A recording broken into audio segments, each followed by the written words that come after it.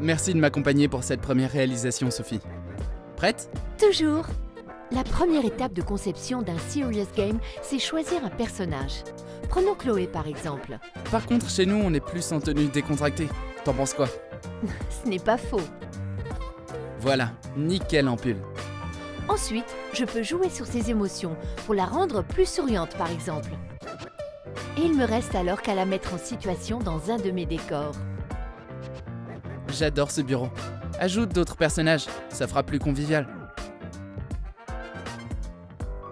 Maintenant, on va gamifier la simulation pour la rendre plus engageante. On pourrait utiliser du pilotage par intention comme ça.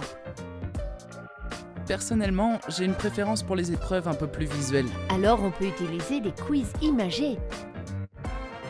Et j'ai même la possibilité de laisser des textes de chant ouverts. Et de toute façon, toute la simulation sera pondérée à l'aide de scores et de commentaires. C'est un peu un bilan de compétences. Exactement. Et donc, si je te suis bien, une fois l'intro terminée, la suite est déterminée par les choix de l'apprenant. Voilà, en fonction de ses réponses dans l'introduction, il peut soit aller dans l'entraînement pratique ou aller approfondir ses connaissances dans une autre scène. Et même terminée par un débriefing et une remédiation. Génial ça! Exactement ce que je voulais. À ce moment-là, tu n'as qu'un bouton sur lequel appuyer pour vocaliser tout ton scénario en voix de synthèse. Ensuite, tu choisis ta plateforme de destination et tu appuies sur « Générer ». Incroyable! Et on peut faire ça sur quel genre de thématique? La seule limite, c'est ton imagination.